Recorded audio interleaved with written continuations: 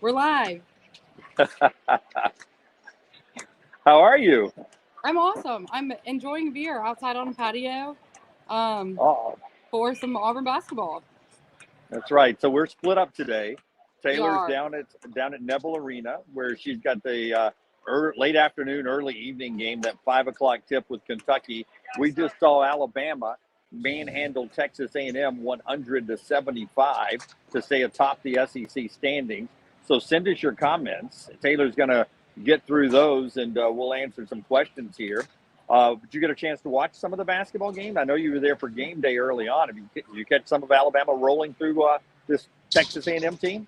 I did. I listened to I don't know how far into the first half it was, but once I got in my car after game day ended, I listened to it.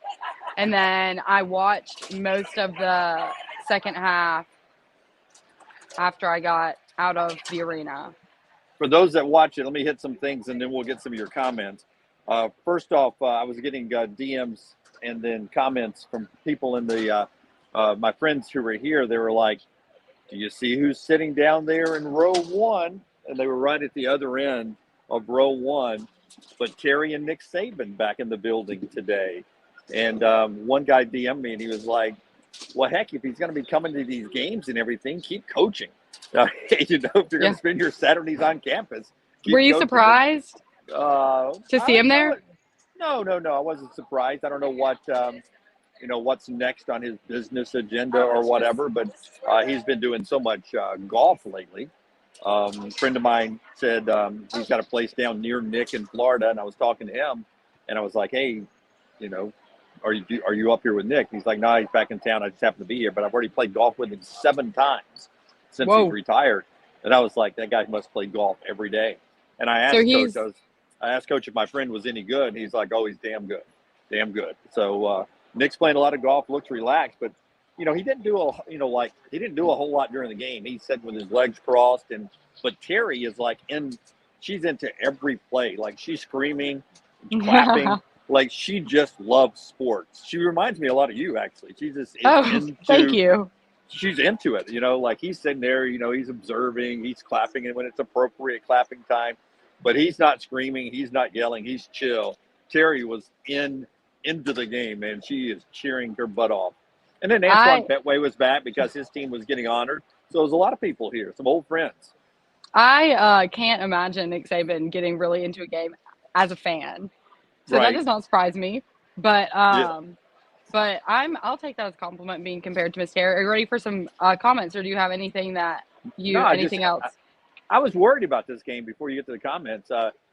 This A&M team, sort of an NCAA tournament team. I think they'll be in the tournament when we get there. Maybe a play-in game or a 10. That Vandy loss hurt them.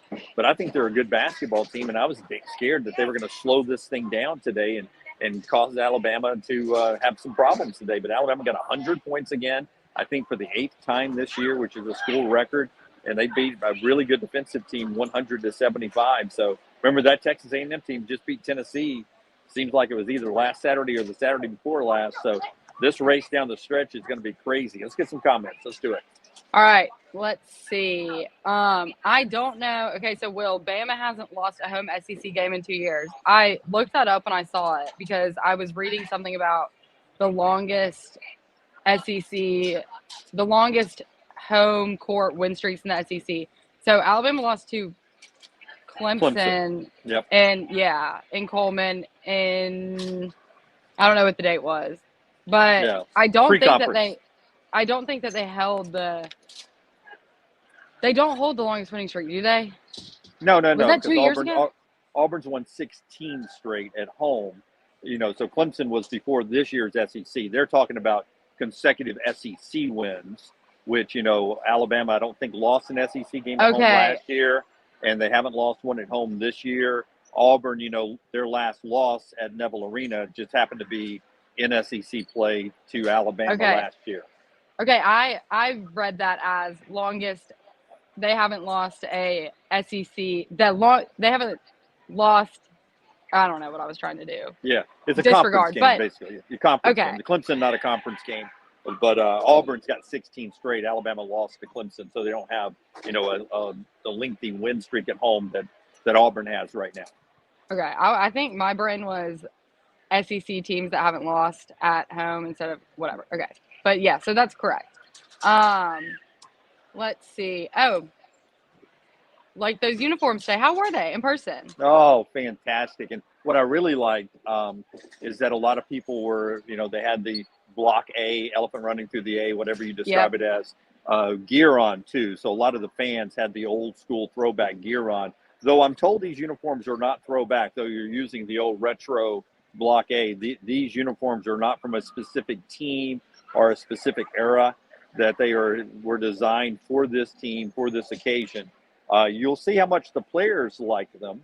How many times when Alabama gets a chance to wear white the rest of the year, do they keep bringing these uniforms out?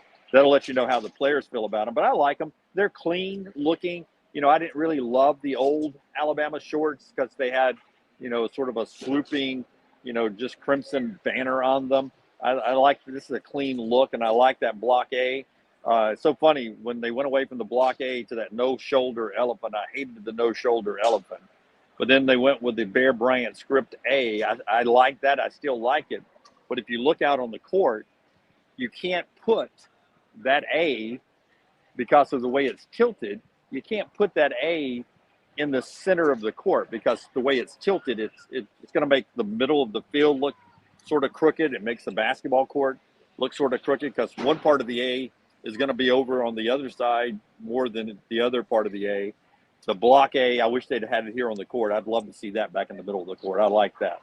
They should have done it. I can't remember who it was, but it was a few games ago. It may have been Aaron Estrada was warming up in just a T-shirt or a pullover that had that the logo that they wore today on it, and people went crazy over it on Twitter. Well, he had one another day where he wore the elephant logo that I think was from like the 1950s. I don't think it was ever an official Alabama logo, but it was. It may have even been before the 50s. It may have been back to the 20s. I don't know, but it was a retro T-shirt, and everybody went crazy. Where did he get that? Where did he get that? Estrada, by the way, who was on our show this week, go back and see that interview, had a good game today, scored 11, but his defense is cranking up a little bit. And that's Alabama's key, is that defense has to be at a certain point if they're going to do something in the tournaments coming up. And Estrada was good defensively today. So was Grant Nelson. And, for those that maybe were here in the arena early and didn't see it, the selection committee unveiled their top 16 rankings by the selection committee today. Now, obviously, they changed down the stretch, but this just gives you a feeling, not Lenardi or anybody else who's projecting the field, the actual selection committees, who the top 16 seeds are. And Alabama was a 3 seed and Auburn was a 4 seed. Alabama was 9th overall, Auburn's 12th overall, so Auburn's almost a 3. And Alabama's, right there on the 2-3 line. Auburn's on the 3-4 line. So Auburn and Alabama sitting really, really good in the eyes of the selection committee, just a month out from Selection Sunday. And they'll hold on to their solo number 1 ranking conference play. Yep, Alabama holds on to that. Yep.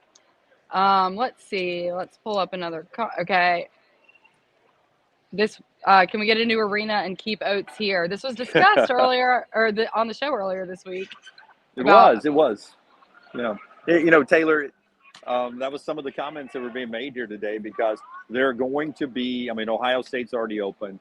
Everyone thinks Louisville and Kentucky are going to open up, and who else? What other big job opens up? There are going to be some big jobs that open up, and Nate Oats is going to be mentioned for every single one of those jobs. Now he's got a great contract here. He loves it here, but those are Michigan may open up. He has roots up in Michigan. Michigan State, Tom Izzo's getting old. That may open up one day. So Alabama's going to continue to invest in this guy, talking to some people down here. Nobody will confirm what Brown and I were talking about earlier, that the group that has the Moody Center in Austin is thinking about building it here in Tuscaloosa if they can work out a deal with Alabama to guarantee 65, 70, 75, 100 dates, whatever it is. But, things are working. But in this new day of NIL, money's being spent everywhere. Yeah. Do you want to spend all the money on a new arena, or do you want to spend money on players, football and basketball players? So Yeah. What's the priority? But the thing is, yeah. I think that we may have talked about this before, but when you build, how much do you think arenas, facilities, stuff like that, actually impact recruiting? Because Oh, you're saying if you give up that money NIL wise and invest it into a new arena, would it at some point kind of balance out because of the investment you made in building something new? Or well, I'll tell you this: your Auburn team moved into that new arena, but it wasn't what it is now until they hired Bruce Pearl, right? right, So you had that new arena for I think it was 2 years, maybe with Tony Barbie, and it was an atmosphere. Yeah. And then yeah, but y'all have the coach. you get a good coach, you get a good basketball team, and then the arena Yeah. gets really, really good. Here's the problem. I'll walk over here and show you. This is what we call walk and talk in the business. You see, this is the court right here, and then Yeah. the students are way over there. So you're all the way over there. And see, there's still a couple of students sitting there. You're way over there, away from the court, the students, and they line them all up in section R, section S, all the way to the roof way up there.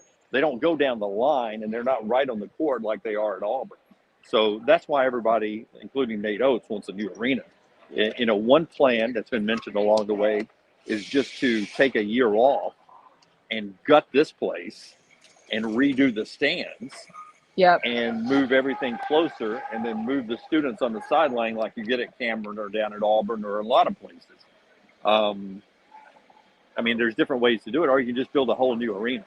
Yeah. I don't know which one they'll do. There's 3 different options there I just gave you.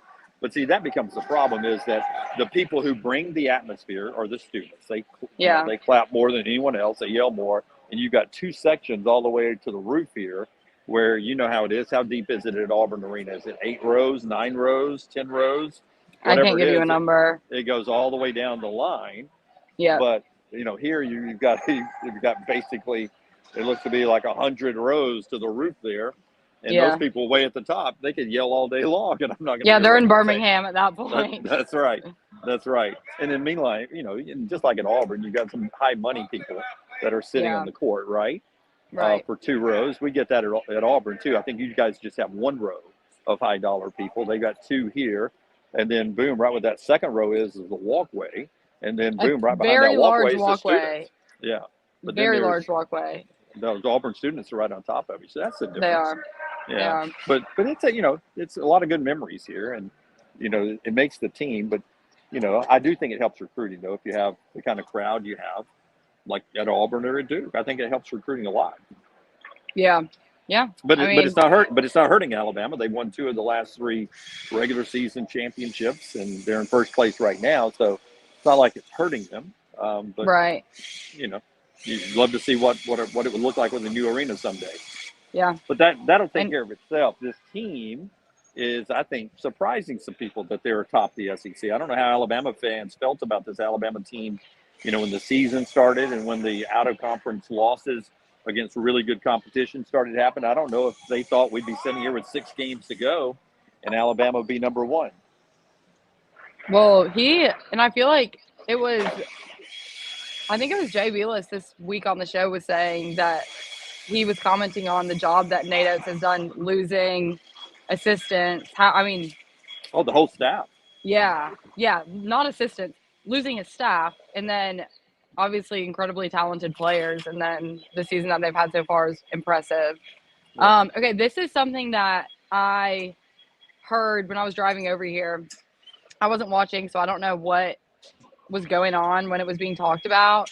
But someone that's on the call of the game started talking about how Buzz Williams, he's an incredible rebounding coach, which I don't even know. But this reminded me of that.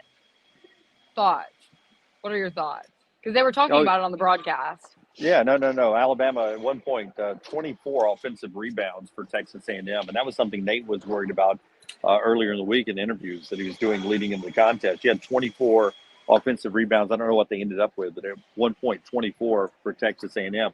But what you had was there were a couple of possessions where they got 3 rebounds in one possession, offensive rebounds. They're just good at that. But, like when you shoot threes like Alabama does, rebounding at times can be a problem because you get big bounces off off of the rim when you miss a three, or weird bounces off of it. So I'm not as worried about, Alabama rebounding anymore as I was, because I think Nick Pringle's got his head on straight right now. Hopefully I can stay that way the rest of the year. He had a really good game today. I think Grant Nelson, 6'11", huge wingspan, he's really good on the perimeter. I think he's learning how to play in the SEC, which I think is going to help him physically as he's starting to play better down low. He had a block party going on early on. He had a couple of great blocks, and right in the first half, his third block was swat, knocked it all the way into the stands. So I think he's playing better down low. Diabate is starting to play better down low. Stevenson can come in and play inside, outside. So they're getting a little bit bigger and a little bit more physical down low, which I think, it's got to happen for them to do something in the tournament. All right, switching gears a little, and this is, I think y'all also talked about this earlier in the week. Would Stephen Pearl get a shot at a head coaching opportunity this year? I'm assuming that is insinuating one of the jobs that's currently open, not necessarily taking over at Auburn. My belief is that he's at Auburn with Bruce until Bruce is done. And I think that you think the same? I do think the same. There's two ways to look at it, though. Sometimes schools would like you to go off and prove that you're a good head coach and then come back and take over for your dad, or for the legendary coach in this case. I don't think there's a job open right now that Stephen would take. I don't think he'd be in the mix at a job like Ohio State just because he doesn't have the experience. But I do think that there is part of Bruce that would love to turn it over to Stephen at Auburn. And if you're Stephen, you're not going to get a better first job than at Auburn. So if it's 2 years, 3 years, you sit and wait on that, and then you take over, because you do a lot of the recruiting, you do some of the game planning, you do a lot of the coaching already. So why not just hang around? The question is, how would Auburn fans feel about, Bruce being happy, of course, giving it to his son, but would you be comfortable Stephen with no head coaching experience taking over? And I would say, I think he does a lot for Bruce right now. I think he does a lot of things. Bruce is he's not a figurehead. He coaches, obviously. He's still very into the game, but I think Stephen does a lot of coaching these days. So I don't. He's not a head coach, but he's the assistant head coach, and I feel like he's getting a lot of head coaching experience right now. I'd have no problem turning it over to him, and I think that's what happens. I said earlier, a couple of weeks ago, that I think Bruce goes maybe 2 more years and then Stephen takes over. Yeah, 2 years. I think we'll be here longer, right? Maybe that's wishful thinking, but. Yeah. No, you guys are you Auburn people are about to start going through what Alabama football went through the last couple of years. You're going to have a lot of people talking about, Bruce. Is this Bruce's last year? I wonder if this is Bruce's last year. Yeah. Could this be Bruce's last year? Could this be Bruce's last year? No, I'm just saying. Not this year. Not this year, but Alabama fans said that all the time until all of a sudden it was Nick Saban's last year. When Lance says that it's Bruce Pearl's last year, I'll believe it's Bruce Pearl's last year. When Bruce buys a $13 million mansion in Jupiter, Florida, you'll know it's his last year. I will believe it. Right? I will believe it. All right, let's do a couple more. And then for people that are watching, it's brought to you by McCurry Car and Truck Rentals. Great locations, including right here in Tuscaloosa. They bring you all of our coverage at basketball this season, our friends at McCurry. And follow us on social media at Next Round Live, Instagram, also on Twitter or X. I think we're on YouTube here as well, but we send out a lot of content just to give you a game day feel. If you're new to what Taylor and I have been doing in basketball this year, we've been trying to take you to basketball games when you haven't had a chance to go yourself, give you a little bit of the feel behind the scenes, what it's like to be at a game at Neville or at Coleman or wherever we go to a basketball game. So she's got more of that coming up as we lead into the tip at 5 o'clock down there at Neville with Kentucky and Auburn playing. And I gave you some of that behind the scenes here at Coleman, and we'll keep doing that all the way through the SEC and the NCAA tournament. But thank you to McCurry. If you ever need a car or truck rental, McCurry is the name to remember. Just Google them. You'll find their information there, or watch the show. We'll send out links all the time to our great friends at McCurry. They're fantastic. We'll do about 5 more minutes here, but join us after the contest down at Auburn, Kentucky. And Taylor and I will be back and we'll do a little bit post-Auburn as well. What else you have in the chat room? All right. So this, I guess, I have two that can play off each other, but Okay. I'll put, I guess, agree or disagree. We won't say the most because I think that's pushing it. Okay. Is Auburn overhyped? No, I would say They've shown no. potential. Yeah, I think Auburn's deep. They're good inside. They're good outside. I just think Auburn and Alabama are built totally different, right? And I think both of them can run into matchups that that can cause them problems. Yeah, that can cause them problems. For Alabama, it has been the teams with great inside games, like Tennessee and like Auburn. And Alabama's got a couple of games with Florida coming up that can be big problems for them, the way they're built. But Auburn too has some problems that I don't think they shoot the outside shot as well as some of the elite teams in the country. So if they run into a team that can take away their inside game, take away Janai Broome a little bit, and anybody else on the inside, then like Florida did to them in Gainesville, then I think Auburn can run into some problems. But I think that's anybody in basketball. I don't think they're overrated or overhyped. Just like I don't think Alabama is either. I think they fit perfectly where the committee has them. I think they're both either a 3 or a 4 seed. I agree. And the next comment that I said could tie into this is they're not going to, like, the NCAA tournament and the SEC tournament aren't played in Neville Arena. And I think that is being I think that's being talked about a little too much because, like, yeah, I pay a lot of attention to Auburn because I am an Auburn fan. Right. But it's happening. Losses, and someone said it on the show this week.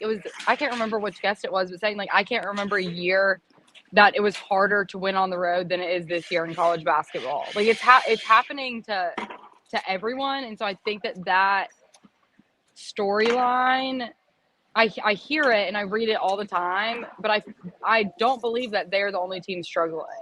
No, I mean, Kansas was 1-5, 2-5 now on Big 12 road games, and they're a top 10 team.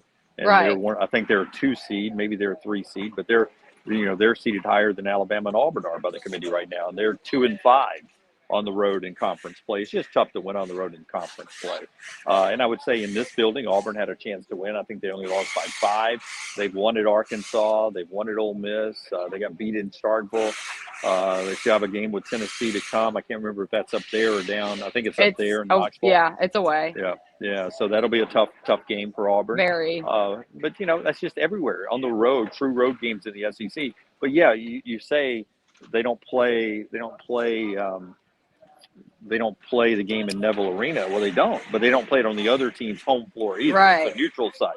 And SEC fans travel too. Yeah. So but who knows? But there's a comfort level of shooting in the place where you shoot every day, right? I mean, there's a comfort level, and you get a little bit more calls by the officials because they're human when the crowd in this type place is calling the game. The home teams get more calls. That's just a fact. Well, you get to the tournament, and nobody's a home team. Everybody's a neutral site team. And so you don't get the home calls that you get in regular season. Nobody has an advantage in the comfort level of shooting in the gym that they practice in all the time. It's literally neutral. And I think that's when it just comes down to sheer talent. Nailed it. Thank you. Well, let's put a wrap on it for here. Our friends at McCurry Car and Truck Rental, McCurry Rental on all their social media platforms.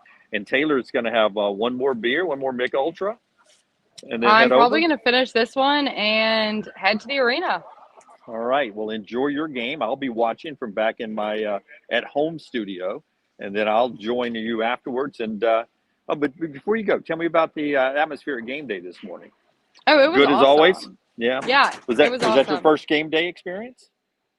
It was basketball, yes. Or actually, when I was a student, I didn't go to the show, but I was at a game when game day. When game day had been there. But for basketball, yes.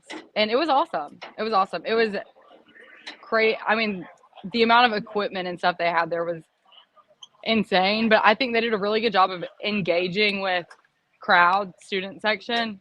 Well, make sure you take notes of the equipment and just tell Reed we need to buy it. Yeah. All right. That's what Half the I equipment, want. I don't think. That's what I want our Saturdays to look like this football season. Yeah. All right. I will. Noted. Noted. Good. All right. Well, enjoy the game, and then we'll join afterwards. I'll drive the show tonight. We'll talk some Auburn, Kentucky after the game tonight. Okay. Sounds good. We will see y'all All right. later. All right. War We'll see Eagle. McCurry. Go McCurry. Go See ya. McCurry. Bye.